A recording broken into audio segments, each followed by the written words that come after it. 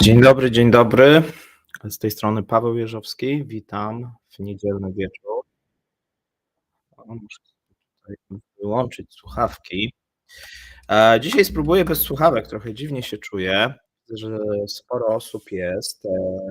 Tematem dzisiejszego live'a będą oczywiście Wasze pytania, natomiast zanim przejdziemy do pytań, powiemy o tym, jak Rosjanie reagują na to, co się dzieje na Bliskim Wschodzie, bo te reakcje się zmieniały, tak? Mieliśmy sytuację taką, że jeszcze w nocy były bardzo takie euforyczne, można powiedzieć, reakcje ze strony rosyjskiego Telegrama, rosyjskich mediów, czyli te pierwsze informacje i pierwsze reakcje na atak irański na państwo w Palestynie, tak? Tutaj wiadomo, o jakie państwo chodzi.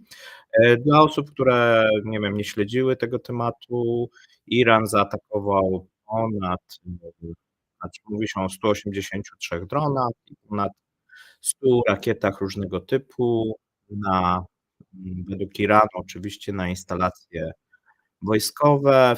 Okazuje się, że w 99% te drony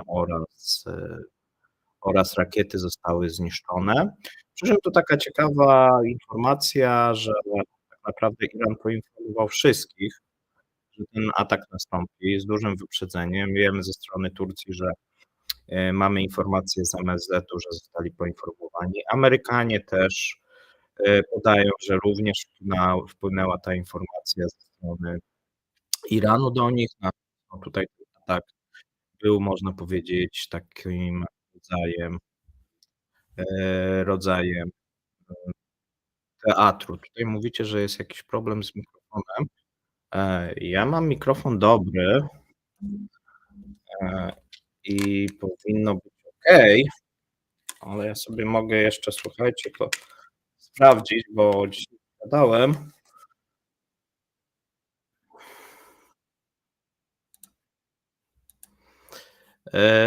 Dobrze, spróbujemy. No ja siebie dobrze słyszę. Piszcie. Aha, piszecie, że coś jest nie tak. No to spróbujemy się jeszcze przyłączyć.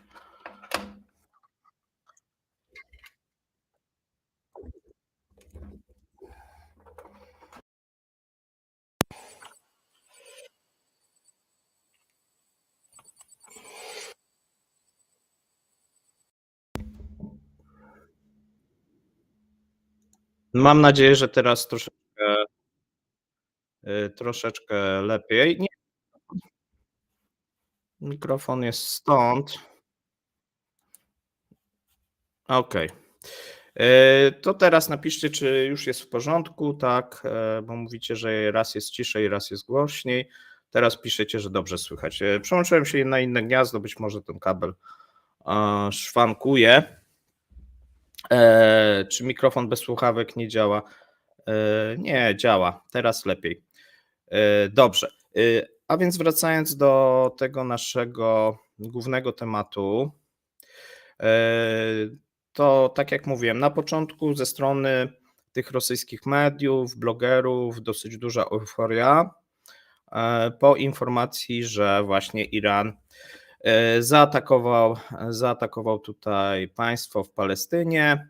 No i można powiedzieć, że ta euforia w ciągu dnia powoli zaczęła mijać. To znaczy były głównie nagłówki na samym początku, jeszcze rano, Komsomolska Prawda, tak samo telewizje mówiły na temat możliwej trzeciej wojny światowej. Były tutaj różnego rodzaju scenariusze rozpatrywane, co teraz się wydarzy, jaka będzie odpowiedź w drugą stronę, kto jest, oczywiście tutaj stawiano, kto jest wygranym, kto jest przegranym. Tutaj w odróżnieniu chyba od naszych mediów, media rosyjskie dosyć gremialnie popierają tą stronę irańską. U nas to są oczywiście te mieszane jakieś wypowiedzi. Natomiast no tam wskazywano, że po pierwsze ten odwet był zapowiadany i jak najbardziej był słuszny. Tutaj też wskazywano, że być może te informacje medialne, które są, na samym początku mówiono, że być może nie są filtrowane jak gdyby przez tą propagandę i nie są podawane wszystkie fakty i również te elementy, które zostały zniszczone. Wskazywano, że być może te zniszczenia były większe.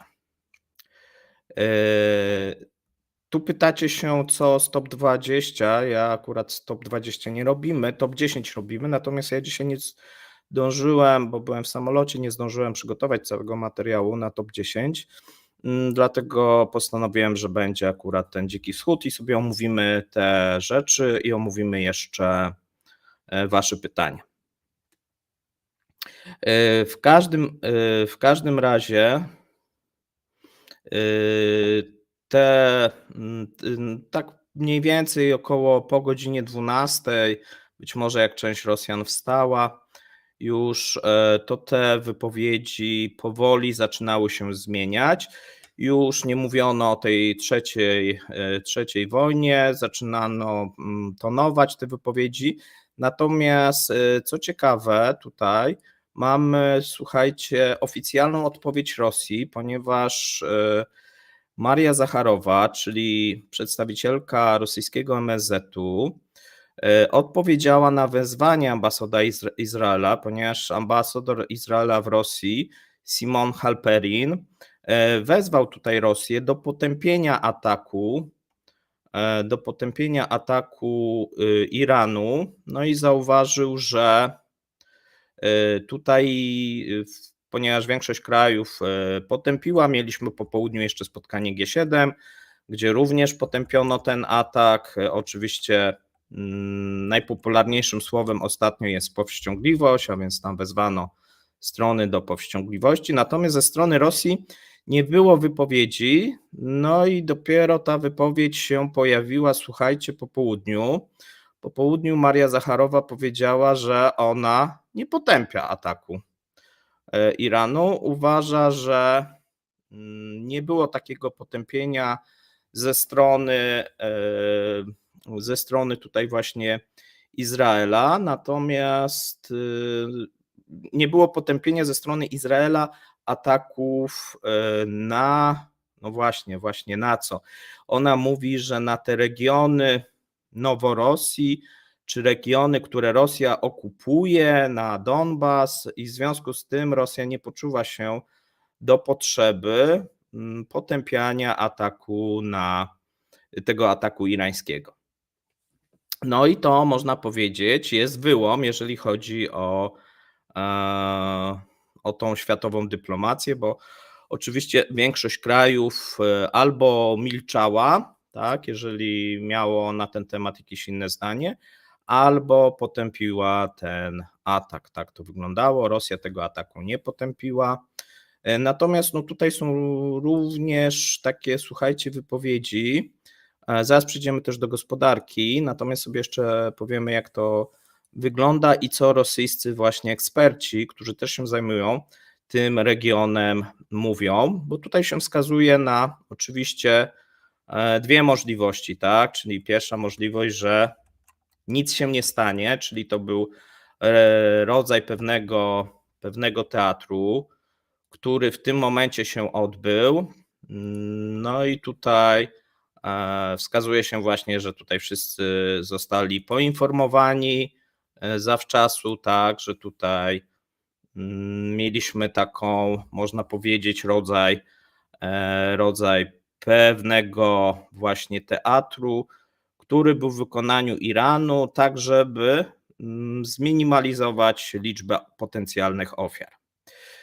I to jest taki pogląd, który w Rosji w tym momencie w większości tych ekspertów, którzy się tym zajmują, no można powiedzieć, że jest taki przewodni i że Izrael być może nie odpowie. Natomiast jest oczywiście drugi pogląd, który był rano forsowany bardziej, że tu na pewno nastąpi ta odpowiedź. Natomiast po tych ostatnich wypowiedziach ze strony USA i również ze strony rządu, no wiemy, że na razie ta odpowiedź jest przesunięta w czasie. Mówi się o budowaniu jakiejś koalicji państw, które miałyby tą odpowiedź udzielić. Stany Zjednoczone powiedziały, że nie są czymś takim zainteresowane, a więc być może tutaj jeszcze poczekamy. I tutaj bym raczej też skłaniał się ku temu, że tej odpowiedzi szybko nie będzie. W związku z tym również rosyjscy eksperci zaczęli, pomimo tego, że chcieli forsować to, że ta odpowiedź będzie i że to jest początek czegoś większego, że odciągnie Stany Zjednoczone, że Stany Zjednoczone się zaangażują teraz na Bliskim Wschodzie i tak dalej, zostawią Ukrainę, zostawią Europę i to będzie główny teatr działań, no to niestety musieli się pogodzić z tym, że na ten moment przynajmniej mamy rodzaj pewnej deeskalacji i takie są wypowiedzi, jeżeli chodzi o również te rosyjskie media. One powoli zaczynają zmieniać ten ton. Tutaj piszecie, że 333 rakiety i drony. No tak, tutaj mniej więcej się szacuje, że to jest $1 miliard. Szacuje się, że 7 rakiet i dronów osiągnęło ten cel. Natomiast jeżeli chodzi o straty, no tutaj jest trudno stwierdzić, dlatego że oczywiście tutaj mamy cenzurę, tak? A więc nie wiemy do końca, co ucierpiało. Wiemy, że jedna baza wojskowa ucierpiała i została ranna 7-letnia dziewczynka. Tyle wiemy z tych oficjalnych informacji. Wracając do tej naszej Rosji, co tutaj mieliśmy dalej. Cały czas była podnoszona sprawa cieśniny Ormus i teraz już będziemy przechodzić do tych ważniejszych gospodarczych rzeczy. Ona była podnoszona ze względu na atak na jeden ze statków, statków, jeżeli chodzi o sobotę, gdzie siły specjalne irańskie zajęły ten statek należący tutaj do właścicieli właśnie z państwa leżącego w Palestynie. I to zaniepokoiło rynki w sobotę. Widzieliśmy reakcję. Rynki obawiają się blokady cieśniny Ormus. To jest dosyć ważna cieśnina. Mówi się, że przez nią mniej więcej 20% całej ropy, do 20%, tutaj 20% jest trochę naciągnięte, no ale powiedzmy, tej ropy jest eksportowane na świat. Natomiast pamiętajmy jedną rzecz, że taka całkowita blokada tej cieśniny no, działałaby również na niekorzyść Iranu. Zresztą dzisiaj widziałem ekspertów w Polsce twierdziło, że wszystkie strony próbują wyjść z tej całej sytuacji z twarzą, czyli ogłaszają zwycięstwo. Mamy zwycięstwo ze strony Bibi, mamy zwycięstwo ze strony Iranu. Jak ja słyszę, że wszyscy zwyciężają, no to mi się od razu kojarzy, że jednak chyba wszyscy na tej całej sytuacji tracą. I raczej tutaj bym tak to widział, niż że ta szklanka jest do połowy pełna i wszyscy są win.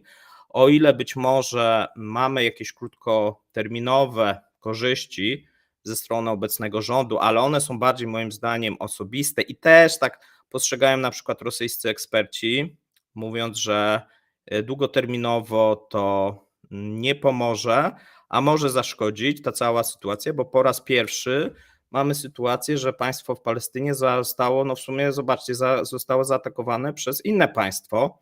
Nie mamy tutaj żadnych krajów proxy czy żadnych bojówek. No mamy bezpośredni atak, jeszcze zapowiadany jednego państwa na drugie, a więc tutaj długoterminowe raczej widzę osłabienie, natomiast ze strony Iranu no widzę też dużo strat z tej całej sytuacji.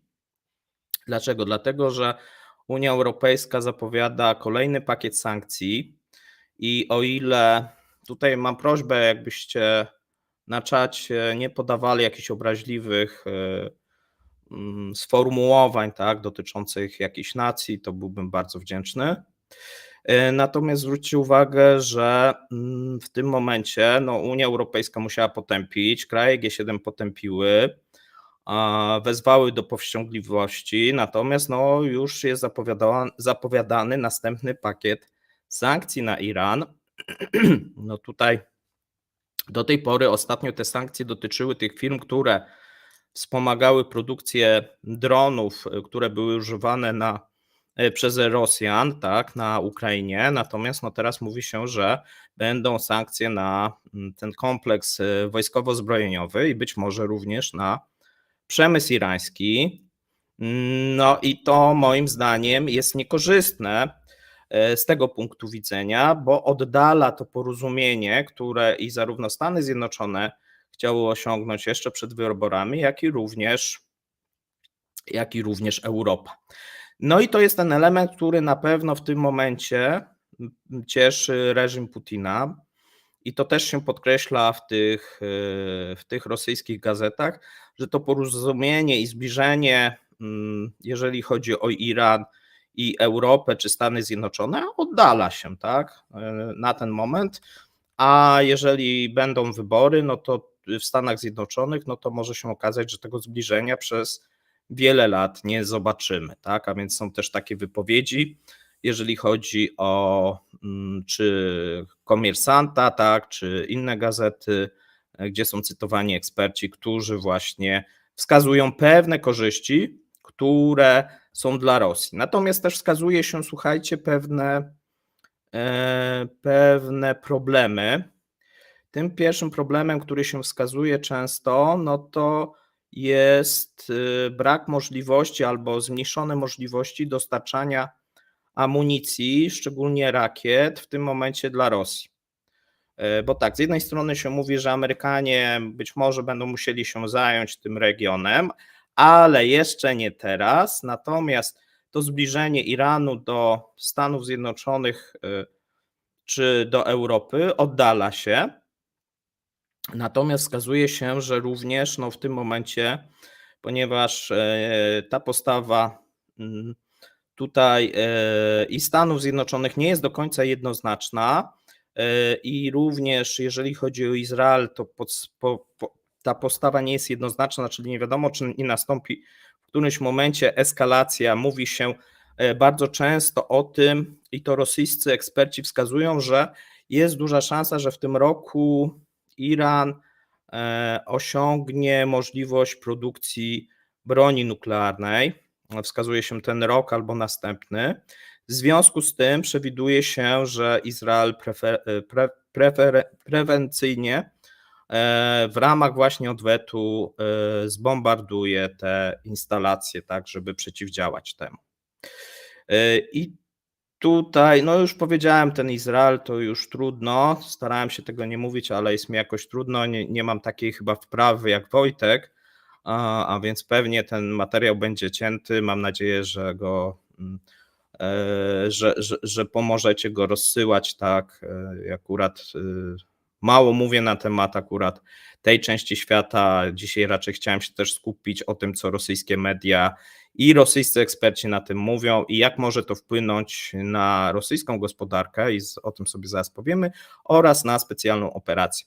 Czyli ta pierwsza część, jeżeli chodzi o tą specjalną operację, tu się podkreśla, że trzeba liczyć się z tym, że ta pomoc ze strony Iranu może być właśnie teraz ograniczona ze względu na to, że Iran może czuć się zagrożony jakimś kolejnym konfliktem, no i tutaj być może nie będzie tak chętnie udzielał się, jeżeli chodzi o amunicję czy jakiś sprzęt, bo tutaj była mowa o dosyć dużym wsparciu. Ja przypomnę, że Rosjanie w tym roku chcieli zgromadzić i zarówno z Korei tej Północnej, jak i z Iranu kilka milionów pocisków.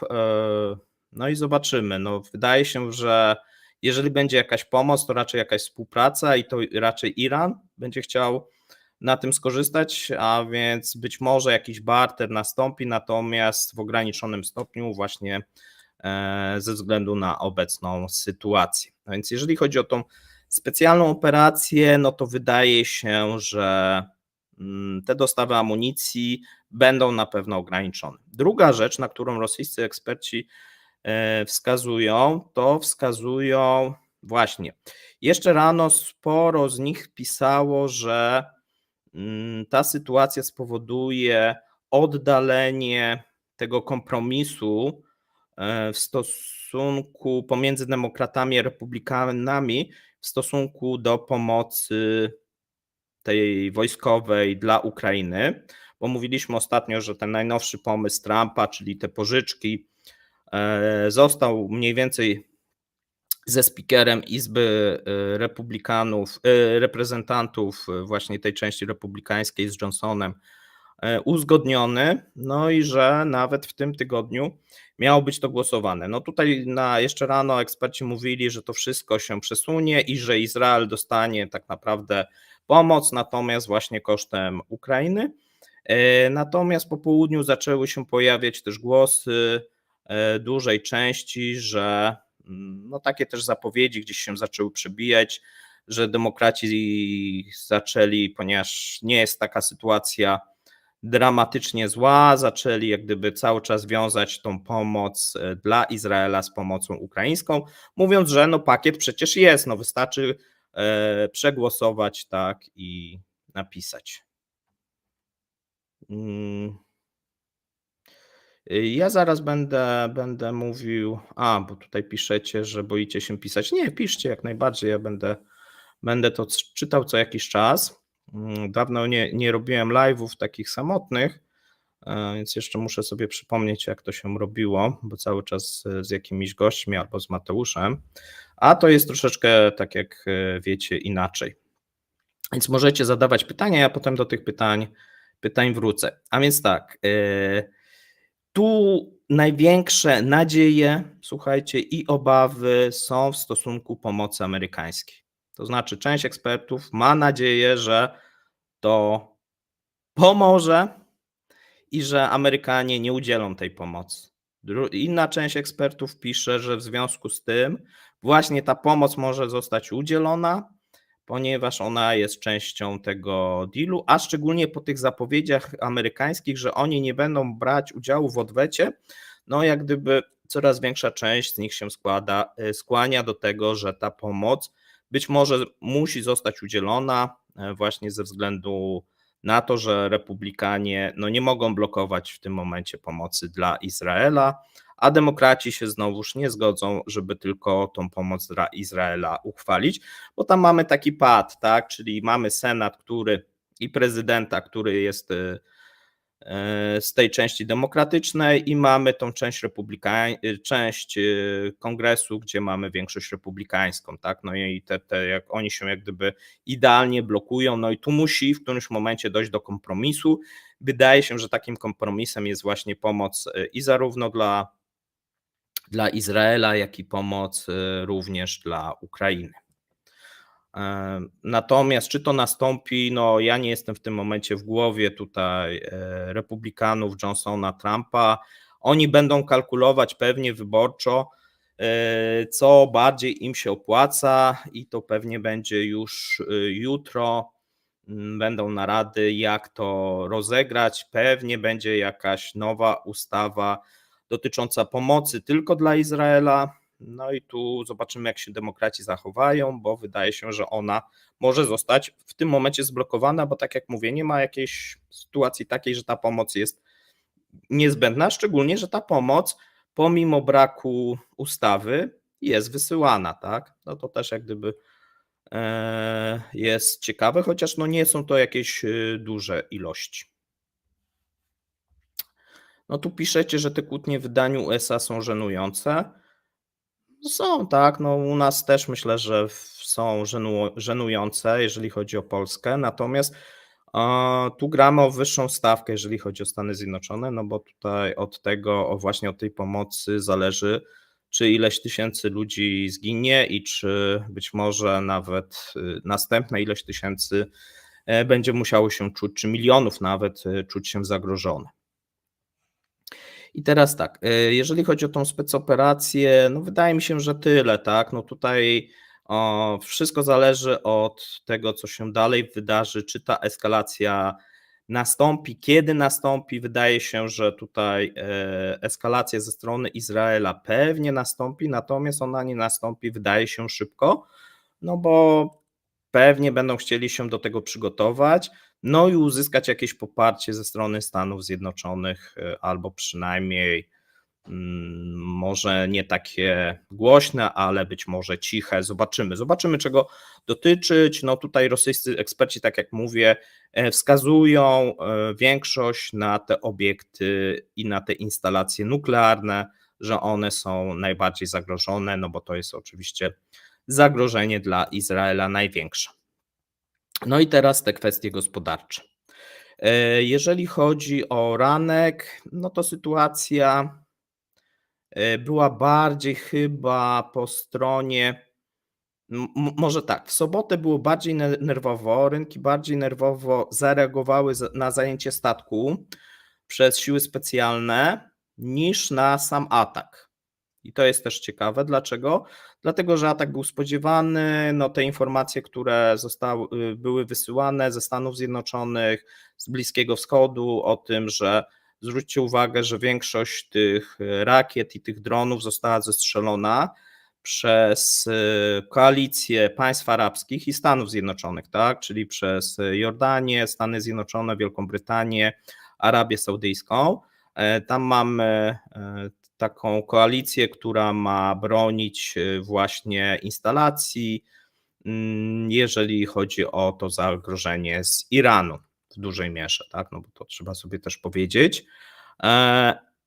I to zostało przez rynki dobrze odebrane, tak? Czyli że mieliśmy atak, po tym ataku też była ta wypowiedź ze strony irańskiej, że oni uważają sprawę za zamkniętą, co ciekawe, i że jeżeli będzie jakaś odpowiedź, no to wtedy ta odpowiedź irańska będzie większa, natomiast no tutaj wskazywali, że oni chcą już zakończyć tą sprawę, czyli to jest odwet za tego 1 kwietnia, tak, czyli za ten atak na Damaszek i na konsulat i ambasadę irańską i właśnie za te ofiary.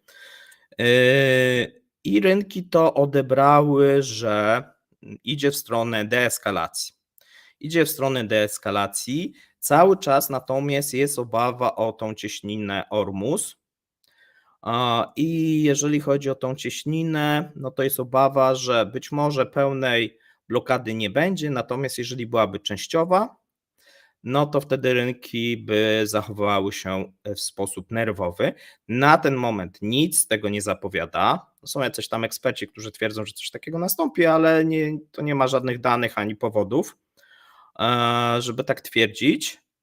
Oczywiście może nastąpić, natomiast tak jak mówię, nie ma ani takich wypowiedzi, ani danych, które by wskazywały, a zajęcie tego statku można traktować jako jednostkową sprawę.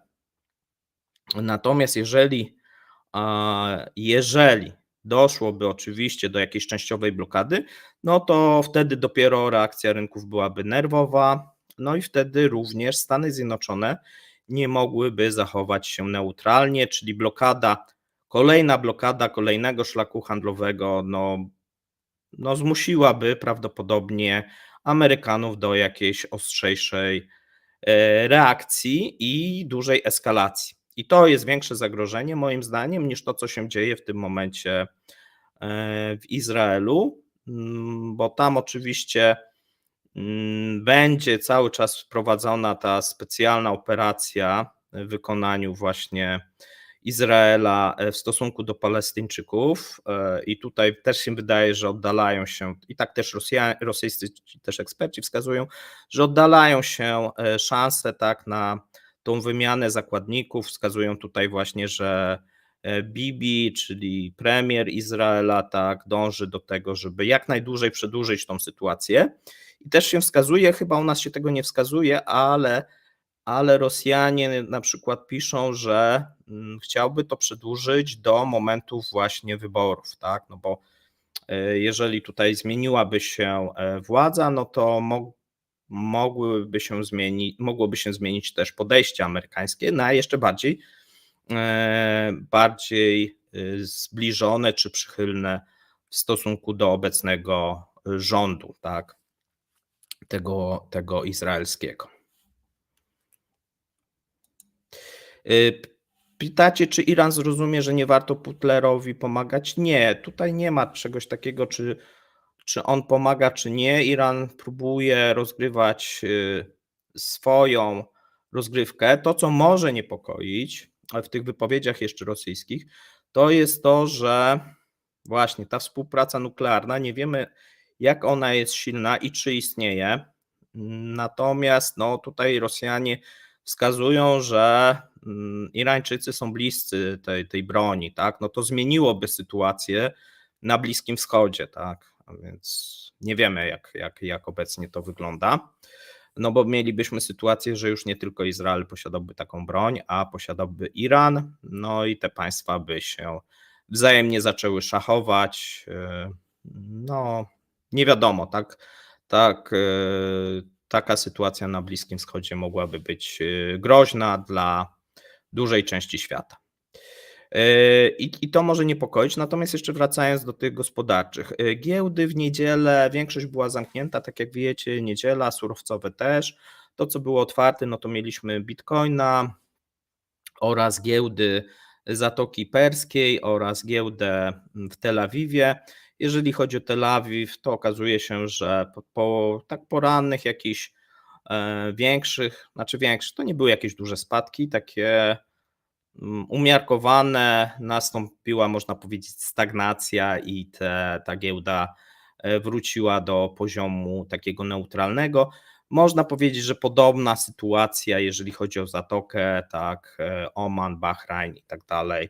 Tam mieliśmy sytuację, że jedna giełda spadła, druga wzrosła, one nie mają dużej kapitalizacji, natomiast będziemy patrzeć, co się będzie działo w nocy. Dlaczego? Dlatego, że wracają notowania surowcowe.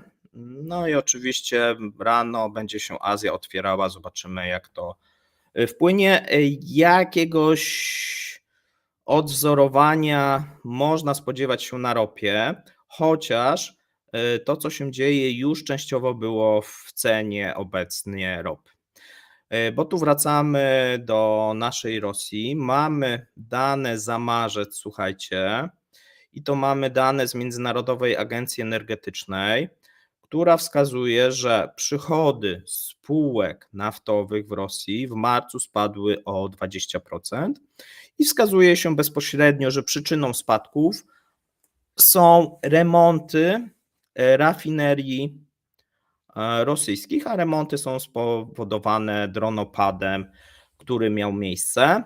Okazuje się, że był bardzo skuteczny, spadek 20% przychodów, duży spadek i sprawdziło się to, co również mówiliśmy, czyli na rynku pojawiło się więcej ropy naftowej. Rosja zwiększyła eksport surowej ropy naftowej o 200 000 baryłek. I to są dane, co jak gdyby oczywiście stoi w sprzeczności z tymi zapowiedziami, że Amerykanie chcieli wpłynąć, żeby nie atakować, żeby ta ropa nie drożała. No Rosjanie po prostu muszą wysyłać więcej ropy i w kwietniu no to się jeszcze zwiększy. Jeżeli teraz było 200 000, być może to się nawet zwiększy dwukrotnie, jeżeli chodzi o tą wysyłkę surowej ropy. Dlaczego? Dlatego, że Rosjanie nie mają co z tym zrobić, nie mają jak tego magazynować i to wpływa oczywiście bardzo deflacyjnie na te ceny na świecie. Tylko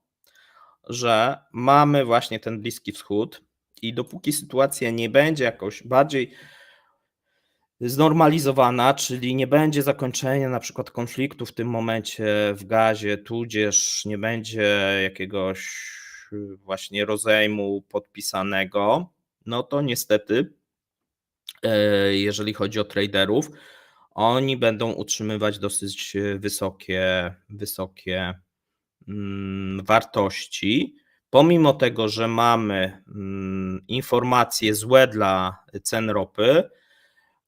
Jeżeli chodzi o Chiny, mamy odczyty te eksportowe słabe. Jeżeli chodzi w tym momencie o zapasy paliw, no też są jak gdyby tutaj słabe. Jeżeli chodzi o inflację, która znowuż się odbiła w Stanach Zjednoczonych, tak, no i co może oznaczać brak cięcia stóp procentowych, bo tam weszliśmy na 3,5%, no to jeżeli tak będzie, no to wszystko by wskazywało, że ta ropa powinna spadać. No ona oczywiście nie będzie w tym momencie spadać, dopóki nie będziemy mieli jakiejś troszeczkę bardziej klarownej sytuacji lub za jakiś czas, kiedy ta sytuacja się unormuje na zasadzie takiej, że wszyscy się przyzwyczają do tego, co jest i nie będzie jakichś nowych informacji eskalujących, jeżeli chodzi o Bliski Wschód, bo tak jak mówię, następny tydzień jeszcze rynki będą, szczególnie jeżeli chodzi o te surowcowe, one są bardzo emocjonalne, będą żyły tym, co się dzieje w Iranie.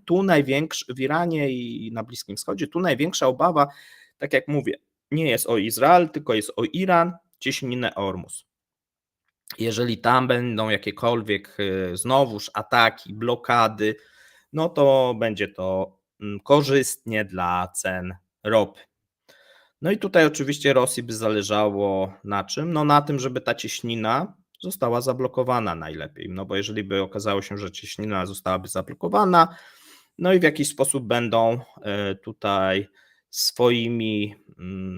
przez swoje służby, tudzież przez jakąś dyplomację próbować w tym kierunku działać. Co ciekawe i to, co trochę jest takie właśnie takie można powiedzieć przewrotne, no to na tym statku, który został zatrzymany, tak, było zatrudnionych sporo Rosjan. Więc na tym statku tam byli Filipińczycy, Rosjanie, Pakistańczycy, tak, jeżeli chodzi o obsługę tego statku. I są już jakieś tam pierwsze właśnie wypowiedzi, bo Irańczycy pozwolili się skontaktować tam z rodziną, tak, jeżeli chodzi o tam jedną z osób zatrzymanych, jednego Rosjanina, o tym też rosyjska prasa dosyć szeroko pisze. Natomiast, tak jak mówię, no, blokada tej cieśniny, no to zmusiłaby Stany Zjednoczone do jakiejś właśnie eskalacji i reakcji. Unię Europejską pewnie niestety mniej, natomiast Amerykanów bardziej, bo to biłoby o wiele bardziej niż te ataki Houthi w interesy amerykańskie. Tak? No tutaj trzeba by się liczyć, że częściowa blokada no to jest zwyżka o 20-30% w przeciągu tam kilku tygodni, a być może w dłuższej perspektywie nawet więcej, pomimo właśnie tych deflacyjnych informacji. Słuchajcie, tak to wygląda.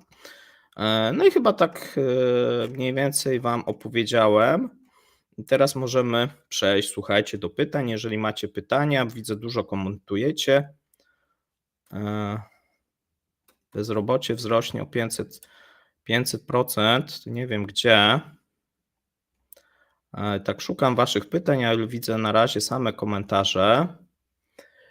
Tutaj pytacie się o inflację. W ciągu 6 miesięcy inflacja wzrośnie o 200-400%. No nie, tyle nie wzrośnie. Inflacja w Rosji jest na poziomie, my to już podawaliśmy wielokrotnie, można szacować od 20 do 40% teraz, tak? Większej akurat tutaj bym się osobiście nie spodziewał. Tak pokazują dane, a jakie dane? No wpływy z VAT-u, tak? Wpływy z VAT-u, jeżeli sobie porównujemy rok do roku, no to widzimy w marcu ponad 30% wzrostu. I tu też taka ciekawa sytuacja, bo marzec jest bardzo ciekawym miesiącem. W marcu, właśnie część ekspertów to myli, nastąpił wzrost dochodów budżetowych z ropy naftowej, a powiedziałem przed chwilą, że nastąpił spadek, jeżeli chodzi o firmy. No i wszystko się zgadza. Po pierwsze, pamiętajcie jedną rzecz, że budżet zasilany jest podatkami, tak? I tym głównym podatkiem w Rosji nie jest podatek eksportowy czy dochodowy, one są, bo mamy 3 podatki, ale podatek od wydobycia.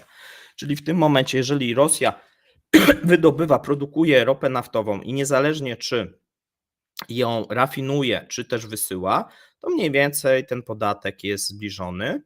Dlaczego? Dlatego, że ten podatek płaci się tak naprawdę są takie dwie możliwości, w zależności, która jest wyższa, albo od ceny Brent minus tam stały dyferencjał, stała różnica, albo jeżeli Urals jest droższy, no to od Uralsa.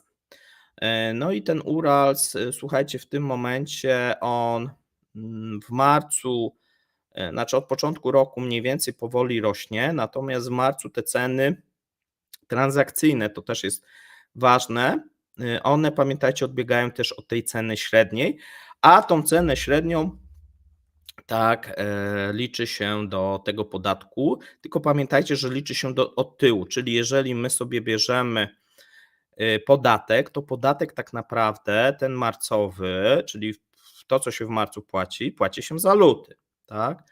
A więc no tutaj te wpływy, które się pojawiły się w marcu, no były z lutego. A więc to jest pierwsza różnica, mamy tą różnicę miesiąca. Druga, to pamiętajcie, że to jest podatek, a nie wpływy, czyli podatek płaci się głównie właśnie od wydobycia, a tutaj wolumen się nie zmienił, znaczy on spada powoli, to jest inna kwestia, natomiast nie jakoś drastycznie, tak żeby o 20% spadł. I druga rzecz, ceny wzrosły, tak, no bo te ceny, jeżeli chodzi o średnią Uralsa wzrosły, natomiast firmy, na przykład cena średnia Uralsa w marcu to było $75, natomiast jeżeli chodzi o Primorsk na przykład i wysyłkę, no to w FOB-ie ropa kosztowała 68 przykładowo, tak? I jeszcze tam trzeba było dać jakiś rabat czasami, jeżeli to było wysyłane na przykład dalej do Chin.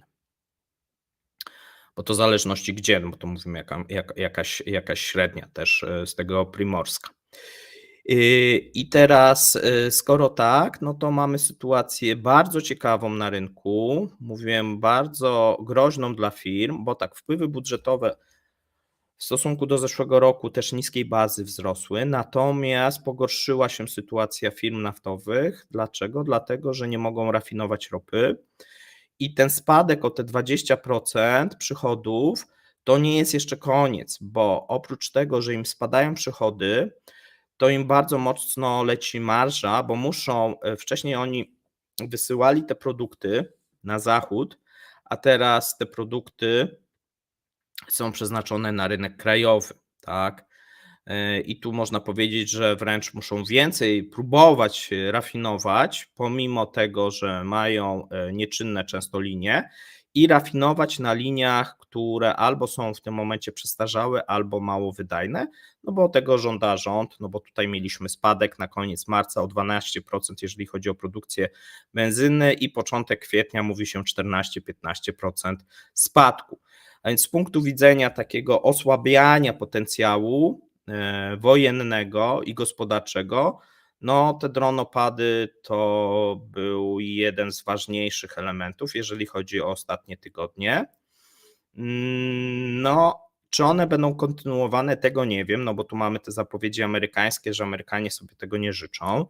Natomiast czy Ukraińcy to jak gdyby tym będą się kierować, ja tego nie wiem, tak? Na ten moment ostatnio nie było, były ataki w tym momencie dronami na obiekty wojskowe, tak, które wiemy.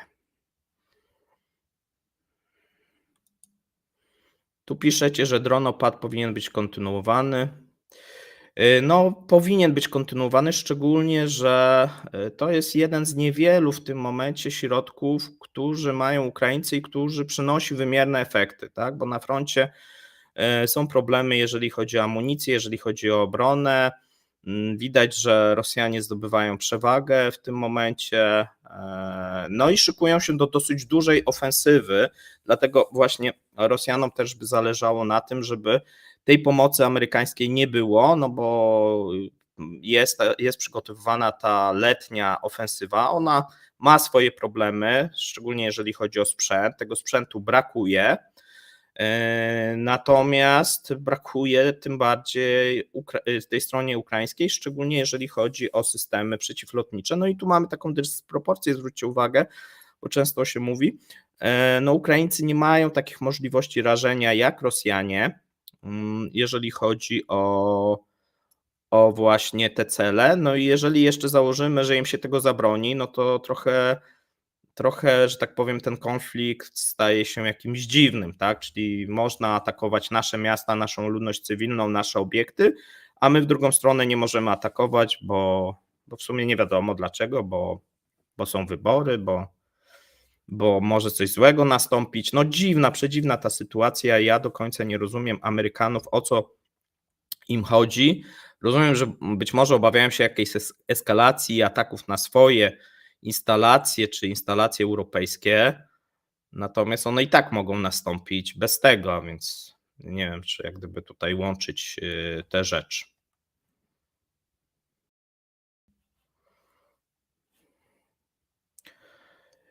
Dobrze, wy tutaj nazywacie różnie.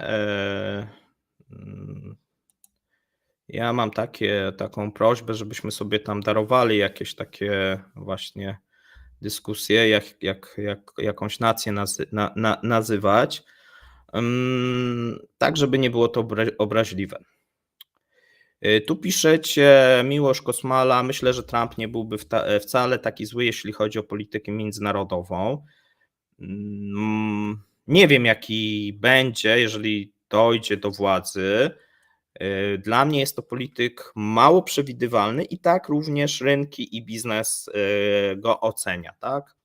Emocjonalny, mało przewidywalny. Często słucha się doradców i to jest plus, ale czasami się nie słucha i wtedy wychodzą bardzo dziwne sytuacje. Z drugiej strony, no patrząc na obecną prezydenturę, to też nie jest prezydentura naszych marzeń, na pewno jeżeli chodzi o Polskę. Bardzo niezdecydowana z wieloma, czyli trochę tak jak mamy właśnie Scholza w Unii Europejskiej, mamy też Bidena, który często robi 2 kroki do przodu, 1 do tyłu, cały czas jest taka dyskusja, dać te pociski dalekiego zasięgu, nie dać, boimy się, ale czego się boimy, nie wiemy się czego boimy, ale się boimy, a więc duże jakieś takie niezdecydowanie i olbrzymia ostrożność, w trudnej sytuacji oczywiście, no bo taki konflikt jest trudny, jest wyzwaniem, natomiast wydaje się, że taka niezdecydowana polityka no nikomu nie służy. Nie służy ani Stanom Zjednoczonym, ani Ukrainie, ani właśnie Europie i tak dalej. A więc tutaj właśnie ktoś napisał, jeden i drugi siebie warci. No trochę tak jest, nie wiemy jakby Trump się zachował, bo on co innego mówi też, co innego robi. Mogłoby się okazać, że byłby bardziej jastrzębi, jak jeżeli chodzi o tą Ukrainę, pomimo że podobno niektórzy twierdzą, że nie wie, gdzie ona, kiedyś nie wiedział, gdzie ona leży i myślał, że to jest część Rosji. Tak.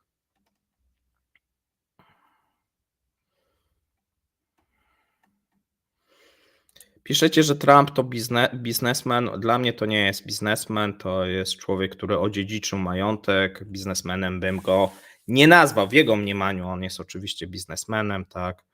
Człowiek, który dziedziczy pieniądze i tych pieniędzy, to nie jest do końca biznesmen.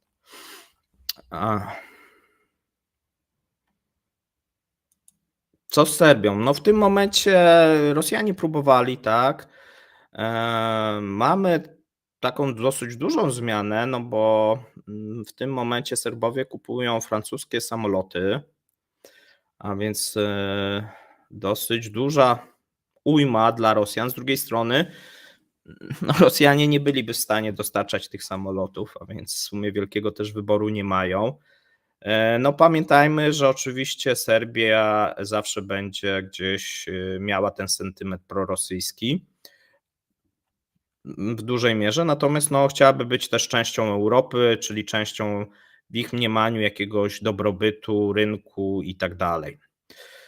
Natomiast ja akurat nie jestem zwolennikiem, żeby Serbię przyjmować do Unii Europejskiej. Uważam, że to będzie więcej z tego problemu niż pożytku. Natomiast no, tutaj możemy liczyć się, że za jakiś czas oczywiście na tych Bałkanach też może dojść do różnego rodzaju eskalacji. Na ten moment, moim zdaniem, nic jeszcze tego nie zapowiada.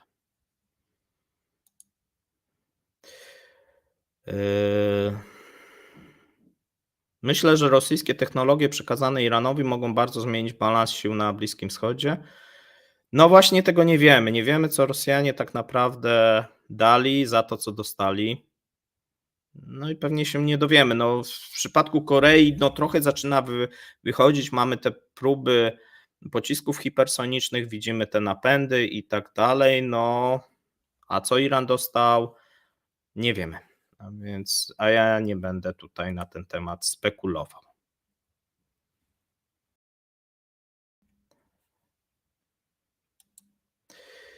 Yy, Za dolara 150 rubli. Nie wiem w tym momencie. Dlaczego? Dlatego, że Rosjanie, myślę, że nie, że prędzej, jeżeli ten rubel zacznie się osłabiać, a mówiono, że już w kwietniu, znaczy widzimy takie na razie małe to osłabienie, ten początek kwietnia, natomiast część analityków spodziewała się nawet pod koniec kwietnia tych rosyjskich, żeby tam się pojawiło 100, no, ze względu po wyborach ludzie oczekują, że będzie rósł, skoro oczekują, inflacja cały czas jest wysoka, no to zaczynają kupować i tak dalej. Ja myślę, że tutaj rząd może sięgnąć po środki, które już stosował, czyli w tym momencie jeszcze mocniejsze usztywnienie, tak, i wprowadzenie takiego oficjalnego kursu. No jak wprowadzą oficjalny, to może kosztować tyle, ile władza zarządzi i raczej takiego, a więc jeżeli on przebije te 100, zacznie się zbliżać do 120, to moim zdaniem zobaczymy jakieś tutaj utrudnienia, jeżeli chodzi o kupowanie i zbywanie tej waluty, tak żeby ten kurs po prostu zrobić takim kursem rządowym, oficjalnym, tak. Natomiast tutaj w kwietniu jedna rzecz się szykuje, bo kończy się to przymusowa sprzedaż dla eksporterów. No i nie wiadomo, czy zostanie to przedłużone. Ja przypominam, że od października do końca kwietnia bodajże, albo do któregoś kwietnia, był ten przymus sprzedaży. No i tutaj bank centralny, oczywiście, bo bank centralny, pamiętajcie, i Nabiulina popiera oligarchów i szczególnie tych starych oligarchów i popiera eksporterów, tak. Tutaj mamy dużo, często widać takich działań, które wspierają eksporterów, natomiast rząd trochę inaczej patrzy. No i tutaj ze strony rządu jest chęć, żeby to przedłużyć. Dlaczego? No bo to akurat dosyć mocno poskutkowało i jest obawa, że zbyt duże uwolnienie właśnie no mogłoby wybić tego dolara właśnie w okolicach właśnie 120 czy nawet powyżej, bo tyle nawet kiedyś Nabiulina mówiła, że dla niej optymalny kurs, słuchajcie, to była wypowiedź oficjalna nawet, no to jest powyżej 120, ona mówiła nawet 120, 150 się, że rynek powinien ustalić i tak dalej, co oczywiście no byłoby wspaniałą informacją dla eksporterów, tak? A więc ten dolar, jeżeli by był powyżej 120, no to te problemy właśnie branży, o których sobie mówimy, no by można powiedzieć, że jakoś zostałyby zrekompensowane tym wyższym kursem. Tutaj linka prosi, żebyście klikali. Jeżeli macie ochotę, oczywiście możecie. Jeżeli też macie ochotę wspierać kanał, to również jest taka możliwość na Patronite czy na YouTubie. Nam jest zawsze bardzo miło, jak doceniacie naszą pracę i tyle. No tutaj ktoś pisze tak, może zawieszą wymienialność rubla. No właśnie o tym mówię, że prędzej zostanie zawieszona niż doprowadzona do tego, znaczy częściowo, tak, no będzie na przykład kurs dla eksporterów, dla ludności może być inny, no to wielokrotnie te rzeczy były już w przeszłości, a więc to nie będzie dla Rosji nowością. Czy Rosjanie mogą sprzedawać technologię związaną z bronią? Mogą. Nikt im tego nie zabroni. Też się tego nie dowiemy prawdopodobnie. Kto miałby zabronić? Bo tutaj, jeżeli zakładamy, że nie mogą, no to musiałaby być jakaś instancja, która by powiedziała, że nie można. Na pytanie kto? Jeżeli mamy dyktaturę w Rosji, no to nie za bardzo widzę, tylko o tym się nie mówi, tak, no bo nie ma żadnych tutaj dowodów i to byłyby dywagacje. Wydaje się, że Rosji też nie zależy na tym, żeby Iran, znaczy, żeby następne państwo posiadało taką broń, bo lepiej, żeby tych państw było mniej, tak. A więc tutaj nie sądzę, żeby chciał, ale tego wykluczyć nie możemy. Czy według mnie powinniśmy zamknąć granicę z Białorusią? Tak, powinniśmy zamknąć granicę z Białorusią. Eee, Dlaczego? Dlatego, że powinniśmy i z Rosją, i z Białorusią zamknąć granicę ze względów bezpieczeństwa. W tym momencie Finowie, zwróćcie uwagę, zamknęli też te morskie przejścia i granica jest w sumie totalnie zamknięta. Nie widzę powodów, oprócz tego, że mamy handel i część oczywiście osób by na tym ucierpiała, którzy handlują na tym kierunku lub którzy przewożą towary. Tak? Natomiast no tutaj można by zrobić jakiś schemat, żeby tym osobom pomóc. Natomiast no to już jest rola rządu. Pamiętajmy tylko jeszcze jedną rzecz, że polityka handlowa w tym momencie to jest domena nie Polski, tylko Unii Europejskiej, a więc my sobie tak nie możemy narzucać jakieś, natomiast granice możemy, tak, ze względów bezpieczeństwa granice możemy zamknąć, bo bezpieczeństwo jest domeną w tym momencie narodową każdego kraju. Natomiast czy to ten rząd zrobi? Nie wiem, tak, nie wiem. Być może w którymś momencie będzie taka sytuacja, że ona zostanie zamknięta. Najczęściej to jest tak, kiedy coś się wydarzy i jakieś działanie reaktywne niż proaktywne. Dla mnie to by było proaktywne działanie. Bo tutaj nie mamy co liczyć na to, że. Znaczy, no mielibyśmy oczywiście jakąś eskalację ze strony Białorusi, no ale no czego możemy się tutaj spodziewać, czy ze strony Rosji, no ale to jak gdyby nic nie zmieniło, natomiast cały czas jest to kanał, pamiętajcie, do omijania sankcji, przerzutowy, który pomaga gospodarce rosyjskiej, pomaga gospodarce białoruskiej uniezależnić się i przejść właśnie na te swoje autarktyczne towary, tudzież na te chińskie i tak dalej. Tak.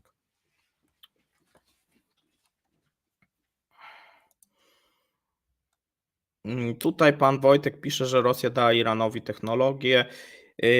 Tego nie wiemy, nie ma żadnych, tak jak powiedziałem, przesłanek. Natomiast no, takie dywagacje są w tej rosyjskiej prasie, tak, że skądś mają, albo że są bliscy i takie trochę są takie puszczanie oka. Podobno jest czarnorynkowy kurs rubla o jakieś 20% wyższy niż oficjalny, prawda? Częściowo prawda, jeżeli chce się zakupić większą ilość waluty, to 20 może nie, chociaż może jak jest tak dużo. Im więcej kupujesz, tym wyższa cena jest, jeżeli chcesz tą walutę kupić szybko. Natomiast w przypadku małych ilości nie ma z tym problemów. Jeżeli nie ma braków, bo często jeżeli chodzi o papier, to są braki, bo mówimy tutaj o tej elektronicznej, tak, jakieś, tak, i mówimy o papierowej. W przypadku papieru jest problem, bo po prostu jest za mało waluty często w bankach. Pamiętajmy, że te dolary najczęściej Rosjanie wymieniają w bankach.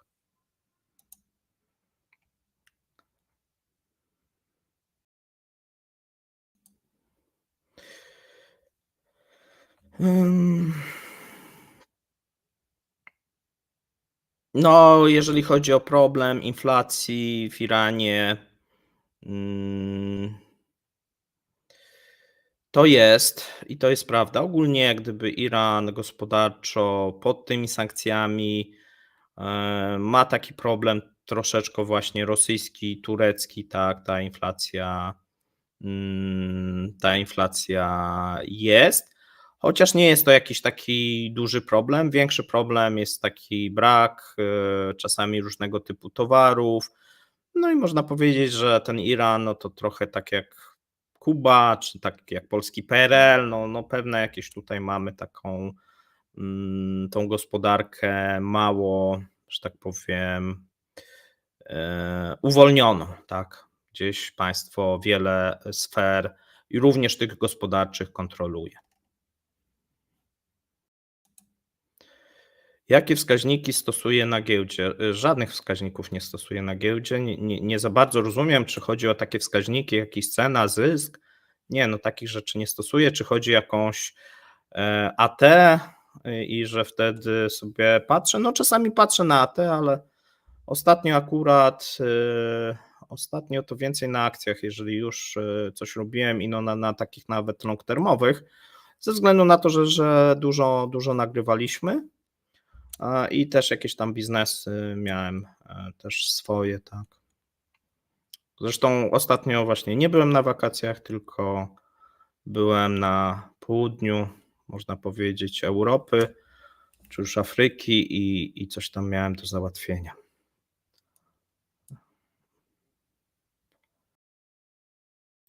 Czy Rosja zaczęła paliwo z Kazachstanu? To jest ciekawe pytanie. Jeszcze prawdopodobnie nie, jest zrobiona dla nich rezerwa. Rosjanie jeszcze posiadają własne rezerwy, no trzeba to jeszcze paliwo z Kazachstanu przetransportować, to też są koszty, natomiast ta rezerwa została dla nich podpisana i przygotowana, no ona na razie nie jest duża, to jest 100 tysięcy.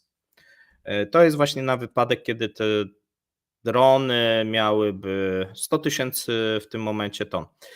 Kiedy te drony miałyby atakować i kolejne rafinerie byłyby wyłączane, czy kolejne instalacje. Tutaj sytuację mamy taką, że Rosjanie twierdzą, że do czerwca odbudują większość tych linii. Tu część ekspertów w to wątpi, natomiast być może będzie na takiej zasadzie, że zostaną użyte zamienniki rosyjskie.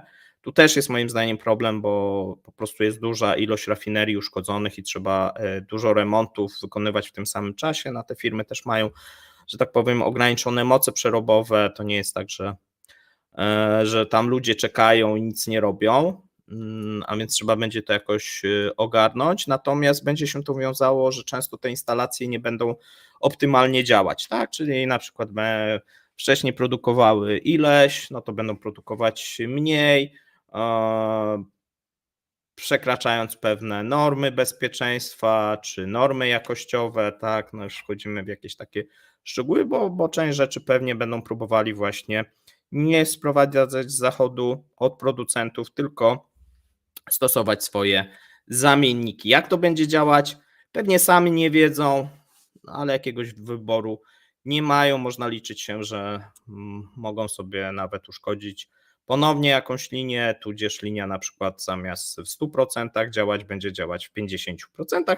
Takie przykłady mieliśmy na przykład, jeżeli chodzi o Sachalin, tak, gdzie do tej pory nie mogą, jeżeli chodzi i gaz, i ropę, nie mogą odtworzyć tego po wyjściu tych zachodnich firm, na przykład tych technologii Exxona, nie? No ale coś tam produkują, tak? I tu też może być na zasadzie, że coś ta linia będzie produkować. Oni ogłoszą wielki sukces, natomiast nikt przecież nie będzie sprawdzał, tam za pół roku wyjdzie, ile ona wyprodukowała faktycznie, nie? Więc to tak to może być.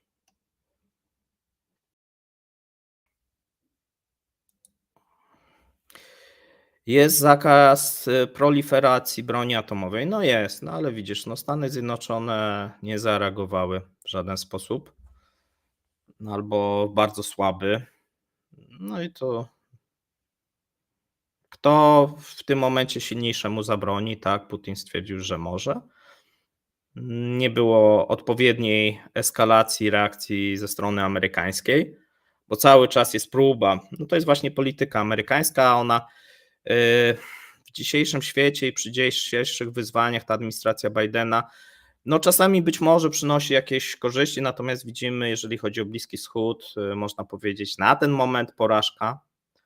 Jeżeli chodzi o Ukrainę, no na razie sukcesu też tutaj nie widzimy, no bo w jednym i w drugim przypadku widzimy, że no mamy konflikt, tak, ludzie giną, tak, i ta deeskalacja, która miała zapewnić, że ta sytuacja na Bliskim Wschodzie się ustabilizuje, no spowodowała, że być może zachęciła co niektórych do eskalacji.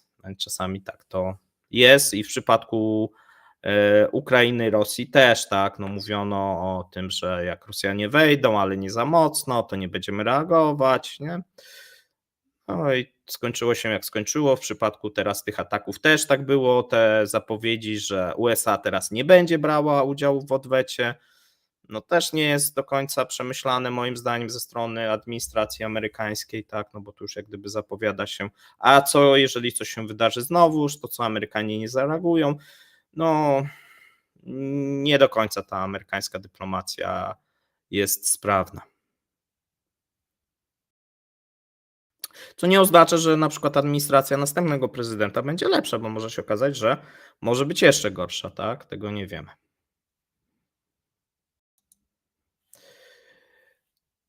Tu, jeżeli tak, jeżeli by uszkodziły się rafinerie w Białorusi, to byłby dramat. To byłby dramat. No, szczególnie jeżeli by się uszkodziły tak poważnie, tak? Mamy tam takie dwie główne rafinerie. One zapewniają i zarówno eksport, jak i paliwa. W tym momencie Białoruś jest zobowiązana, żeby dostarczać też paliwo Rosji i dostarcza. No, w przypadku Kazachstanu jeszcze tych dostaw nie było. Natomiast w przypadku Białorusi te dostawy właśnie idą, tak? No i tutaj w kwietniu prawdopodobnie będzie pomiędzy 100 a 150 tysięcy ton dostarczonych do Rosji, a więc prawie cały eksport, jeżeli chodzi o benzynę teraz mówię.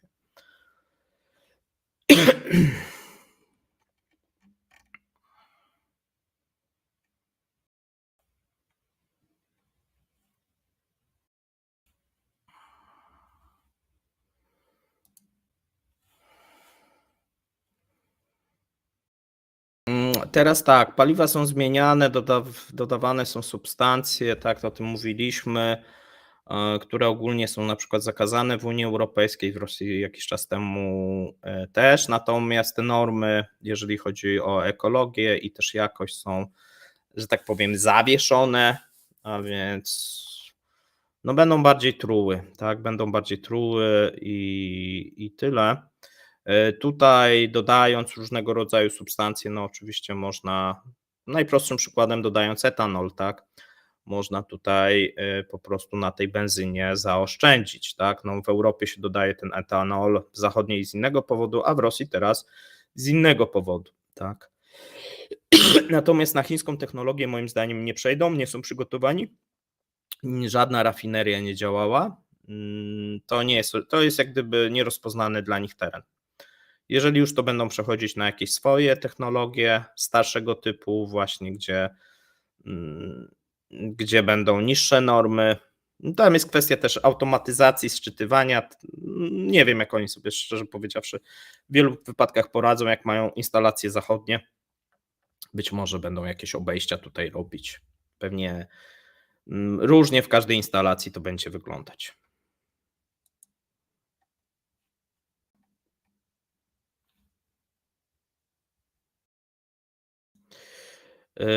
Tu pytasz się, Darek, czy jest szansa na ten format częściej? No jeżeli będziecie pisać, jeżeli będziecie chcieć. Mi się wydawało, że ten format był na początku, dlatego że startowaliśmy, natomiast jeżeli będzie dużo pozytywnych informacji, też tam jest możliwość wsparcia tego na Patronite. Jeżeli Wam się faktycznie to podoba, no to jak najbardziej tak. No, ja lubię odpowiadać na pytania, lubię mówić. Przepraszam za początek, no ale tak jak mówię, ja siebie nie słyszałem, a jak jest Mateusz, no to zawsze wyłapię, że coś nie ma.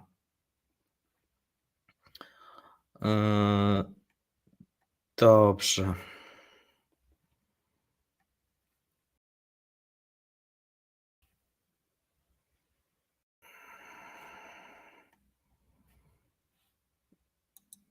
Tu pytacie, czy jak zwiększą się problemy w cieśninie Ormus, jak wpłynie to na eksport zyski Rosji, a jak w USA? No to wydawało mi się, że na to już odpowiedziałem, ale to mogę jeszcze raz powiedzieć. Jeżeli chodzi o cieśninę, no to tak jak mówiłem, wpłynie to na cały świat, jeżeli byłyby problemy, tak? Czyli częściowa na przykład blokada lub zupełna blokada odpada, bo to by biło w Iran, częściowa blokada. jest możliwa, chociaż tak jak mówię, reakcja Amerykanów byłaby właśnie silna. Dlaczego? Dlatego, że wpływałoby to na wzrost cen. Na wzrost cen, zyski Rosji by się zwiększyły i to mogłyby się zwiększyć, jeżeli chodzi o te wpływy z ropy naftowej, nawet myślę, że dwukrotnie. A więc no to dałoby, słuchajcie, oddech, tak? Oddech ten gospodarczy i taką można powiedzieć dosyć mocną kroplówkę, jeżeli chodzi o Rosję. W przypadku Stanów Zjednoczonych sytuacja jest trochę odmienna, bo Stany Zjednoczone też by na tym zyskały, jeżeli chodzi o firmy przede wszystkim naftowe, jeżeli chodzi o te, które wydobywają szczególnie tą ropę łupkową, no bo tak wysokie ceny spowodowałyby taką dosyć dobrą marżowość. No, spowodowałoby to też prawdopodobnie, że administracja Bidena przegrałaby wybory, no bo spowodowałoby, że paliwa byłyby droższe. No i spowodowałoby boom, można powiedzieć, dla Stanów Zjednoczonych byłby to boom, no bo przegrana Bidena, przychodzi Trump, wyobraźcie sobie, odmraża te wszystkie projekty, które z powodów ekologicznych zostały zawieszone przez administrację Bidena, czy nawet te wcześniejsze administracje, no i Stany Zjednoczone no, stają się potentatem, tak, to by zmieniło w ogóle wszystko, więc wbrew pozorom mogło się by okazać, że ta blokada by przyniosła dosyć duży sukces gospodarczy w przyszłości Amerykanom. Natomiast oczywiście spowodowałaby przegrane wybory. Tutaj nie ulega wątpliwości, jeżeli Amerykanie mieliby płacić 30, 40 czy nie daj Boże 100% więcej za galon paliwa, no to by nie zagłosowali tak na obecną administrację. A Biden by to szybko właśnie zbił, odmrażając, bo wtedy trzeba by było bo wtedy powstałby taki problem. Biden musiałby odmrażać te projekty, które sam zablokował i wcześniejsze administracje przed wyborami. Problem zaraz z tą zieloną częścią swojego elektoratu. Natomiast Trump to pierwszą rzecz, którą by zrobił, to by odmroził po wygranych wyborach. Zresztą on to zapowiada, tak, że to zrobi i to też wskazuje jako ten czynnik prowzrostowy dla gospodarki, tak, czyli że będzie mniej, że tak powiem, nacisku na tą ekologiczną gospodarkę, o tak to nazwijmy. Co nie znaczy, że on nie widzi tego problemu, natomiast no, nie widzi jak gdyby potrzeby, żeby Amerykanie się z tego powodu zażynali i zmniejszali swoją konkurencyjność w stosunku do pozostałych części świata, na przykład, nie wiem, Indii, tak.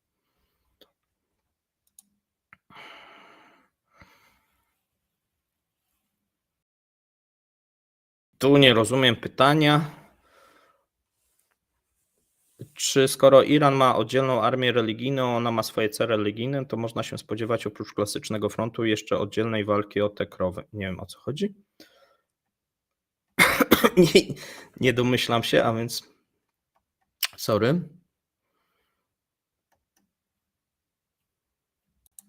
Czy Chinom blokada by nie zaszkodziła? Tak. No i tu jest ciekawa sytuacja. To jest dzięki pani Katarzyno za pytanie i za wspieranie kanału. Chinom ta blokada by totalnie zaszkodziła. Wysokie ceny ropy, olbrzymi problem dla Chin. Być może, i to jest pytanie, czy wtedy Chiny by sięgnęły po swoje gigantyczne rezerwy naftowe? Bo tu bym się spodziewał, że właśnie to jest ten moment, kiedy, no bo jak nie wtedy, to kiedy? Znaczy ja rozumiem, że może one są gromadzone ze względu na godzinę W, no ale to by była taka godzina W dla chińskiej gospodarki, no bo to by skończyło się recesją. No Chiny by, nawet jeżeli sobie wyobrażymy, że statki są, nie wiem, przez tą cieśninę i te tankowce do Chin puszczane, to nic jak gdyby nie zmienia, no bo te ceny byłyby wyższe, tak? I Chińczycy musieliby, przecież nikt by im tam jakiegoś discountu nie dał 50%, bo to tak nie działa, tak? może by dostali discount 5% i to wszystko, tak, ale od cen w stylu od $150, a nie od $90. Już obecne ceny mówi się, że są ciut za wysokie i powodują właśnie ten spadek eksportu czy zwolnienie. A więc jeżeli te ceny pójdą powyżej 100, no to ta gospodarka chińska zacznie to odczuwać, szczególnie, że ona jest w trochę innej sytuacji niż gospodarka amerykańska czy europejska. Tam mamy w tym momencie deflację, tak? Więc te ceny wysokie ropy naftowej źle by wpłynęły, no bo w tym momencie oni grają tymi swoimi cenami produktów i możliwościami produkcyjnymi, zalewając właśnie świat swoimi tanimi produktami. To w każdej jak gdyby dziedzinie, szczególnie tej eko. I droga ropa, no to dla nich bardzo zła sytuacja, moim zdaniem. Tak, no bo tutaj mielibyśmy recesję, jeżeli chodzi o rynki, spadek popytu na chińskie towary, wzrost kosztów wytworzenia tych towarów, wiele problemów. A więc to jest ten moment, kiedy Chiny prawdopodobnie powinny by wtedy sięgnąć po rezerwy, żeby stabilizować tą ropę. No i to trochę taki chichot historii, że w sumie nie mieliby wyboru i graliby w sumie na Bidena, tak.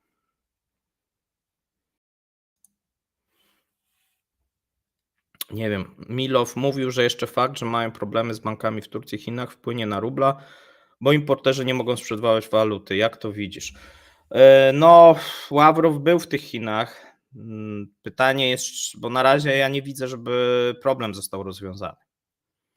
Ale poczekajmy, tak? Moim zdaniem z Turcją będzie cały czas problem, bo Turcja się obawia sankcji wtórnych.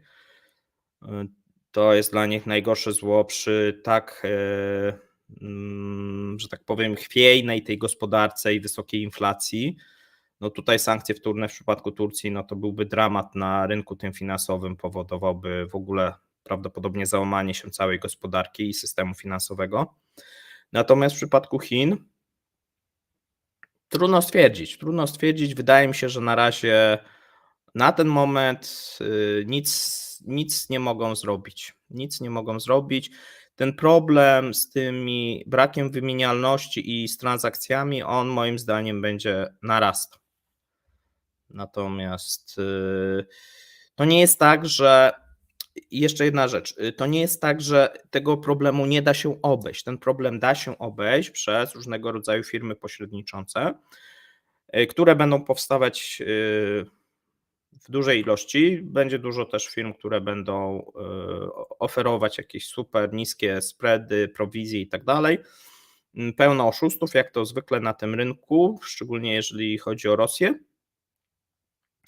No i ja bym tutaj, że tak powiem, przewidywał wzrost przede wszystkim kosztów, a niekoniecznie tej płynności, chociaż no i może zdarzyć się, że w przypadku tych dużych eksporterów, bo tych małych to oni sobie właśnie łatwiej poradzą, przy tych dużych eksporterów mogą się pojawić jakieś problemy płynnościowe i tu bardziej bym widział, jeżeli chodzi o ten rynek surowcowy, właśnie ten węgiel, ropa, tak, gaz być może też.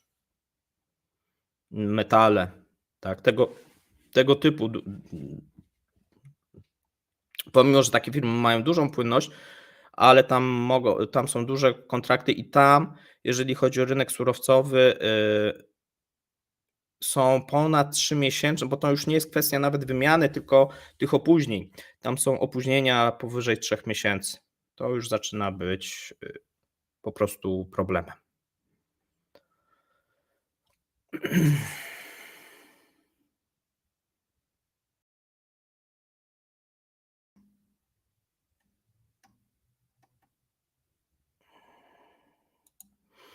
Czy wyższe cła nawozowe mocno uderzą w Rosję?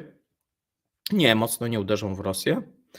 Natomiast powinny być wprowadzone, uderzą w firmy i tak naprawdę w jednego oligarchę, który jest na tym rynku.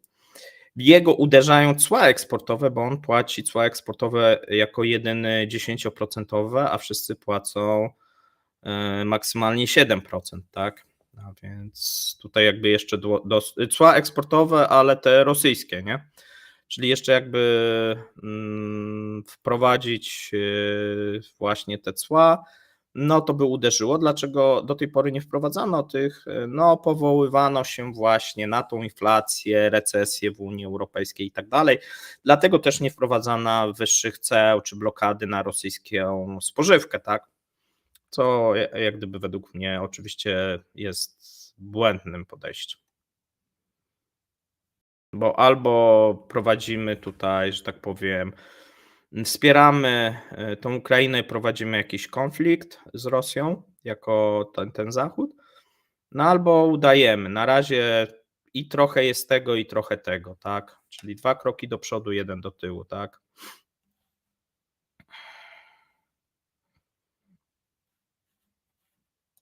Czy tylko Ameryka może zarobić na blokadzie? Nie, nie tylko Ameryka.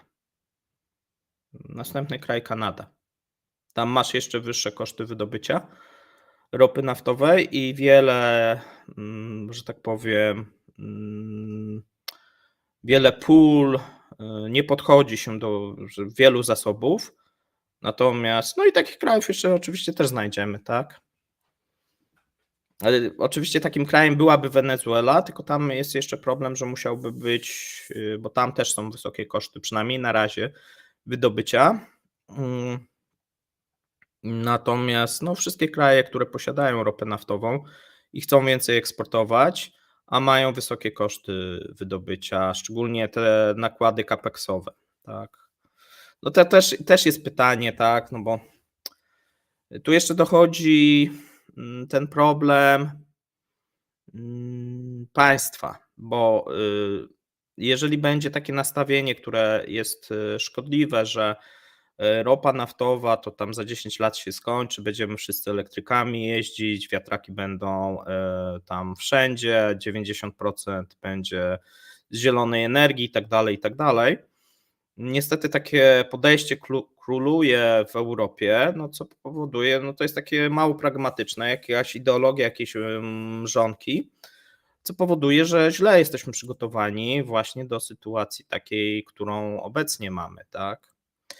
Co oczywiście pewnie, bo pytacie, kto jeszcze zarobi? No właśnie zarobią też firmy, które z innych źródeł pozyskują energię, tak? No bo jeżeli będziemy mieli droższą ropę naftową, no to wtedy może się okazać, że te elektryki będą bardziej ekonomicznie opłacalne, tak? A więc tutaj może się to też przysłużyć firmom, które na przykład produkują auta elektryczne, na przykład chińskie czy amerykańskie.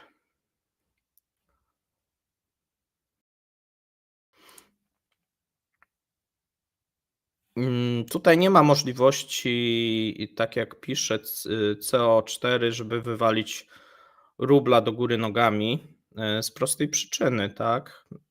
Zagraniczni inwestorzy i nierezydenci nie mogą, że tak powiem, operować na rosyjskiej giełdzie.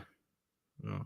Zresztą ogólnie jakakolwiek próba spekulacji, zresztą ostatnie były, tak, no mamy teraz przecież sprawy sądowe, no bo tutaj nadzór ten finansowy oskarżył wiele podmiotów o próbę nawet nie spekulacji, a manipulacji. Ktoś mi słusznie zwrócił uwagę, że to chodzi bardziej o to, że manipulacje kursem, tak, dosyć wielu spółek, więc spekulacja też moim zdaniem Rosji w tym momencie nie grozi.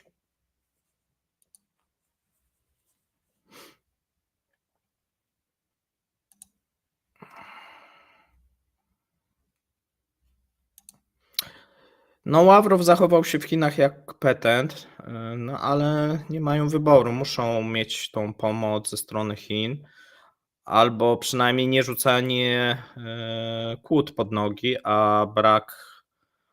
Znaczy, tam sytuacja jest taka bardzo niekorzystna, no bo pamiętajcie, że jeżeli chcecie coś kupić z Chin, no to musicie robić to przed płatami, tak? A więc z jednej strony te pieniądze często na przykład długo idą do tych Chin, a jak dojdą, no to nie ma powiadomienia, że doszły. Przez to ten towar, który potrzebujecie, na przykład jakieś komponenty dla wojska, się opóźnia. no musi tutaj być jako petent, no bo prowadzą specjalną operację, a potrzebują tych komponentów różnego typu z Chin, tak?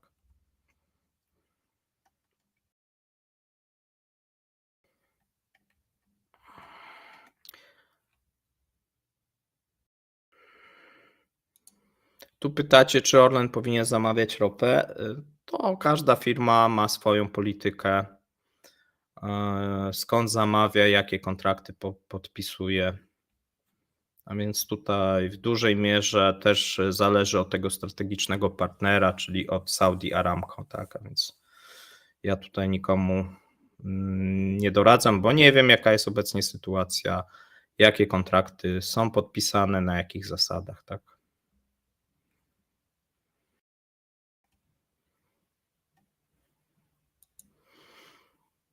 Jak oceniam szanse na potencjalną wojnę pełnoskalową Rosja-NATO, zważając na obecny stan? Yy, Obecny reżim nie przejmuje się stanem gospodarki, dlatego że wydaje mu się, że ta gospodarka ma się świetnie. Tak? To jest raz. Drugi raz nigdy nie przywiązywał zbyt dużej wagi do gospodarki. Putin i ta część wojskowa wychodzi, że od tego są specjaliści i niech się oni tym zajmują, a oni sobie prowadzą, tak, nie widzą aż takiego powiązania często, tak? A więc tutaj zagrożenie do takiej konfrontacji jest i nie wiązałbym się do końca ze stanem gospodarki. Prowadzenie konfliktu, bo pamiętajcie, że są jak gdyby dwie rzeczy. Pierwsza rzecz, no to jest konfrontacja. Taka konfrontacja może nastąpić, szczególnie, że ta strona rosyjska uważa, że Europa jest. Ja często mówiłem, takie są sformułowania, możemy to na polski przetłumaczyć, takie miękkie faje, tak? Obraźliwe w stosunku do Europejczyków. No i tak z czego to wynika? No, wynika z doświadczeń, tak, i z przeszłości, tak, i z tych ustępstw, które Europa robiła do tej pory, a więc zakłada się, że skoro do tej pory ta polityka była taka deeskalacyjna, miękka, dążąca do kompromisu, no to cały czas taka będzie. Tak? Czyli jeżeli tu ze strony rosyjskiej byłaby eskalacja, zajęcie na przykład jakiegoś państwa, czy niekoniecznie zajęcie, ale właśnie jakaś tutaj eskalacja, to odpowiedź tej strony europejskiej byłaby nieadekwatna z punktu widzenia Rosjan. Może to tak powiedzmy, tak? Czyli by tam się zebrali, powiedzieli, że trzeba powściągliwość zachować i tak dalej, i tak dalej. I tak jesteśmy odbierani. Oczywiście każdy kraj trochę inaczej, natomiast Europa jest odbierana, że bez Stanów Zjednoczonych sobie nie poradzi.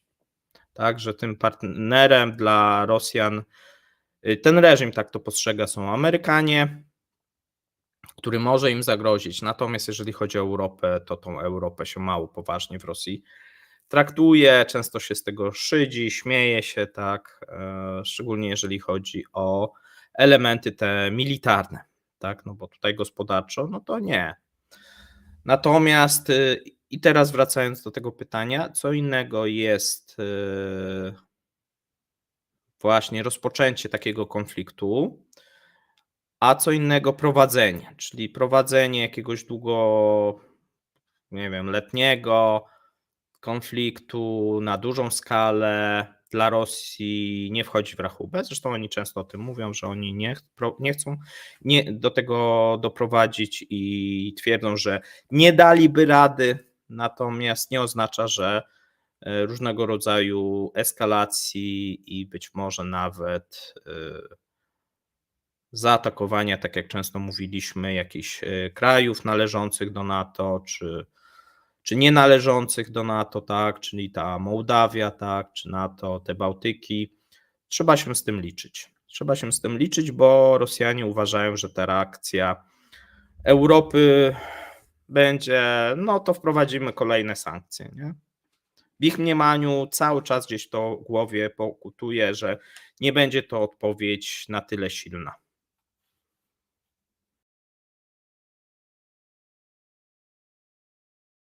O powodzi, słuchajcie, będziemy jutro mówić, bo sytuacja no jest dramatycznie zła. To jest powódź, można powiedzieć, no w XXI wieku, no to stulecia takiej powodzi w Rosji nie było, a to jeszcze nie jest koniec.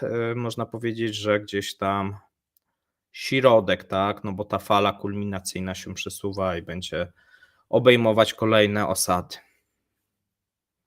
A więc jutro w cepie troszeczkę powiemy na temat tej powodzi. Tak, oni mówią Europa, a sami to niby gdzie się znajdują. No, uważają się za odrębny, byt, tak, w tym momencie już trzeci Rzym i tak dalej.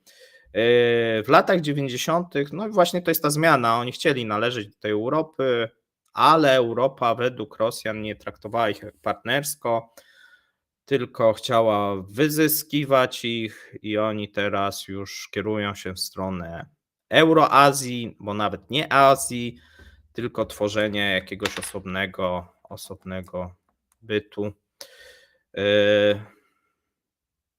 No, tutaj to ten trzeci Rzym to cały czas pokutuje, tak?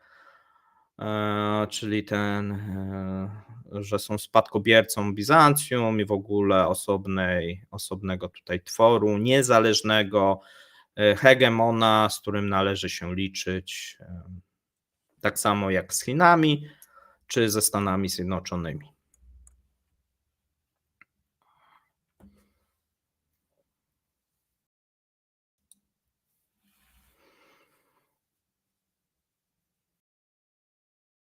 No właśnie tutaj Adamus pisze, no to co piszesz dokładnie są takie, to nawet nie jest tak, że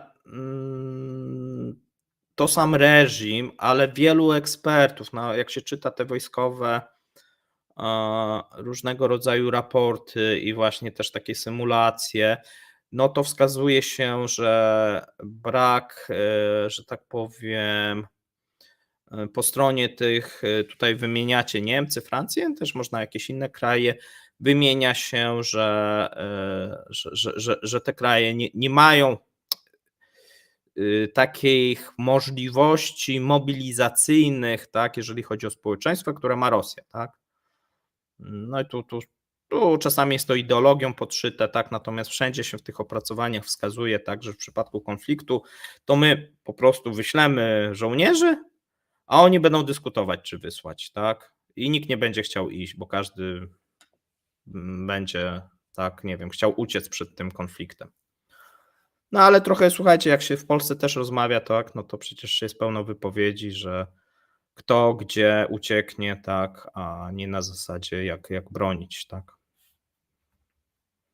Więc no trochę to wynika z tego, że Europa jest przyzwyczajona do dobrobytu, a Rosjanie nie, więc dla nich to czasami ten udział w specjalnej operacji jest taką zmianą czasami na lepsze, jak przeżyją, tak, albo dla ich rodzin, tak, a u nas nikt nie myśli o tym, że jak pójdzie i zaciągnie się do ochotnika w jakiejś wojnie wielkiej z Rosją, to poprawi się jego byt, tak, no takich jakichś pomysłów nikt nie ma, tak, natomiast w Rosji, no to, że tak powiem, jest na porządku dziennym, a więc w ten sposób wiele ludzi też myśli, tak, no bo to jest dosyć biedne społeczeństwo.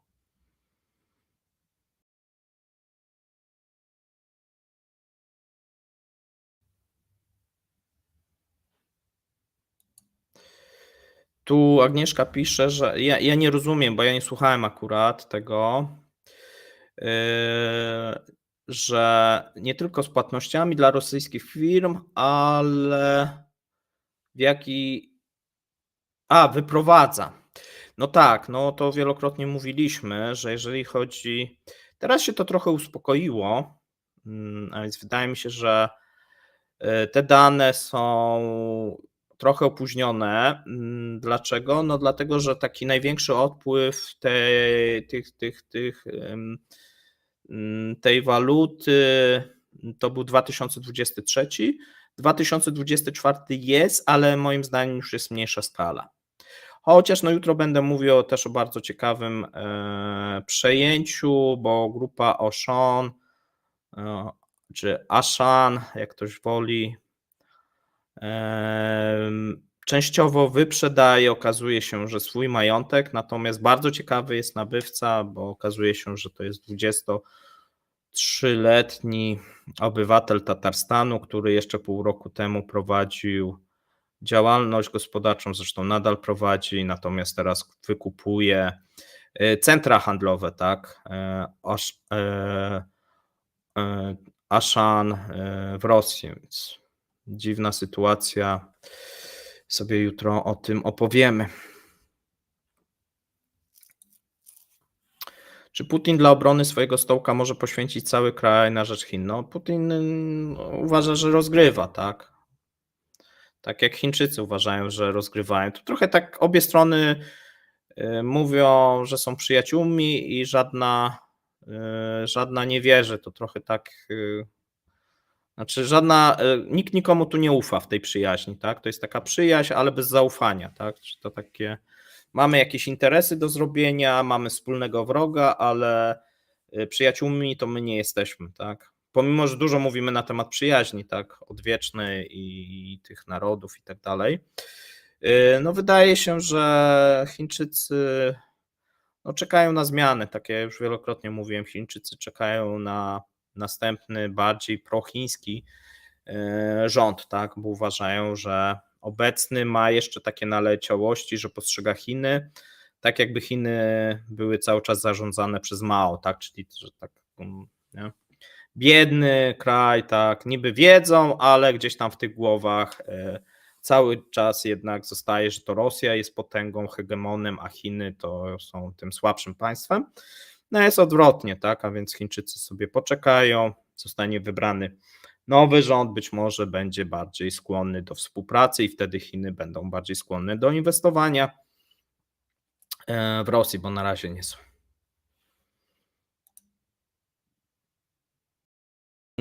Tu piszecie, czy Chińczycy Syberii nie skolonizują. To jest już wielokrotnie. Chińczycy nie kolonizują Syberii.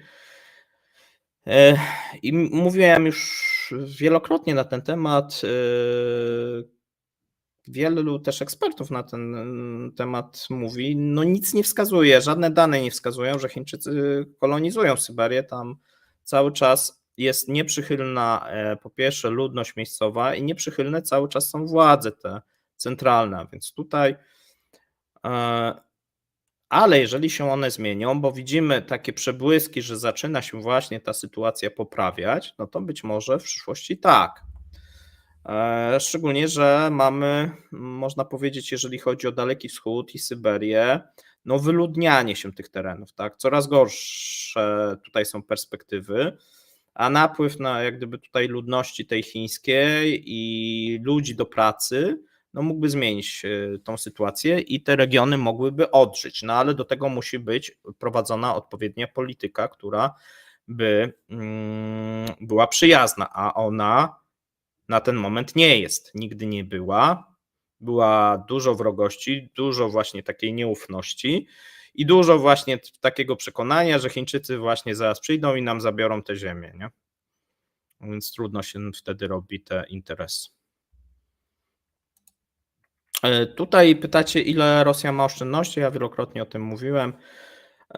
Jeżeli chodzi o złoto, tak, jeżeli chodzi o dewizy, złota jeszcze jest dużo. Zrobię jakiś osobny za jakiś czas odcinek, może Darek będzie chciał. Natomiast się zmniejsza ta ilość. W tym momencie mamy aferę, można powiedzieć, złotową, czyli można sobie kupić na własny użytek ile się chce złota i na przykład kilka ton i wywieźć za granicę, deklarując, że to jest do własnego użytku złota. To tak jak kiedyś polski alkohol, Royal, były te afery, tam też można deklarować było, że na własny użytek. No to tak jest teraz ze złotem i sytuacja jest przedziwna. Słuchajcie, to jest jedna z większych afer, dlatego że jeżeli jesteście firmą i chcecie eksportować to złoto, to musicie zapłacić podatek, cło eksportowe i tak dalej. Jeżeli jesteście osobą fizyczną, nic nie musicie płacić. Z VAT-u jesteście zwolnieni, z podatku jesteście zwolnieni, z cła jesteście zwolnieni, bo na użytek prywatny, nie? Więc No, szacuje się, że w zeszłym roku 100 ton wywieziono, w tym roku prawdopodobnie będzie 2 lub 3 razy więcej. No, te ceny złota pomagają. To złoto jest sprzedawane i zarówno przez rząd, jak i firmy, które produkują, chociaż ta produkcja, pomimo tych wyższych cen cały czas z problemami, jeżeli chodzi o koszty.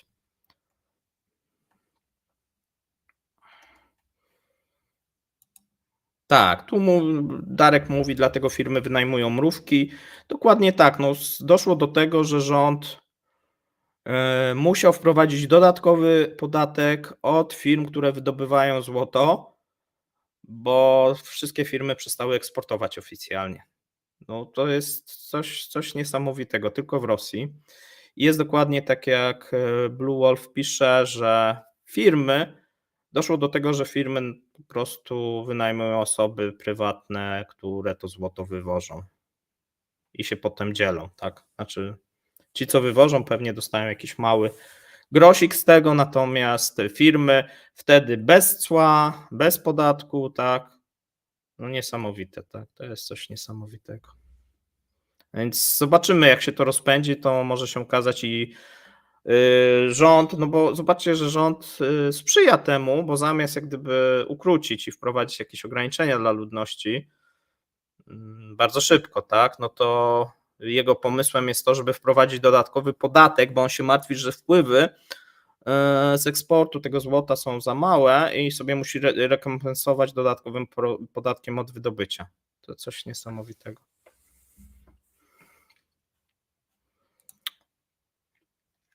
Panie Grześku, wybaczamy spóźnienie, natomiast my powoli będziemy kończyć, bo jak zwykle się rozgadałem. A więc słuchajcie, jeszcze jedno, dwa pytania i kończymy.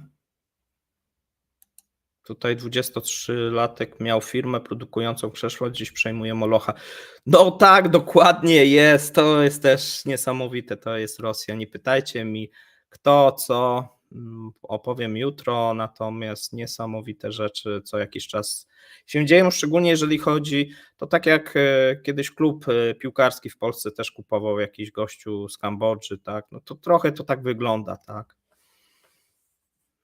na księcia, tylko tu nie książę, tylko jakiś 23-letni biznesmen. Dobrze, ostatnie pytania. Dobra, tu pytacie o złoto. O złoto zrobimy, jak Darek się zgodzi, jakiś osobny materiał.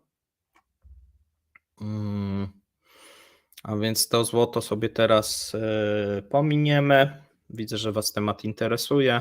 Powiemy, przeliczymy, ile teraz jest w Narodowym Funduszu Dobrobytu, bo im spadło, ile jest w rezerwach złota, bo oni oczywiście chwalą, że się wzrosło, ale oni liczą w cenach, a jeżeli chodzi o wolumen, to im spadło. A więc sobie to wszystko posprawdzamy i powiemy właśnie, jak to wygląda, jeżeli chodzi o tą aferę też złotową, bo to jest niesamowita sprawa. No dobrze, widzę, że nie macie jeszcze pytań. Ostatni moment i kończymy. 1400 osób mi się wyświetla. Dziękuję, że tak chętnie uczestniczycie. Zapraszam do wspierania kanału. Prawdopodobnie w przyszłym tygodniu powinniśmy zrobić jakieś spotkanie, tak przynajmniej w przyszłym albo jeszcze o tydzień zobaczymy. Pogadam z Mateuszem. Powinniśmy zrobić jakieś spotkanie dla patronów wspierających i też dla osób, które chcą posłuchać na temat kanału.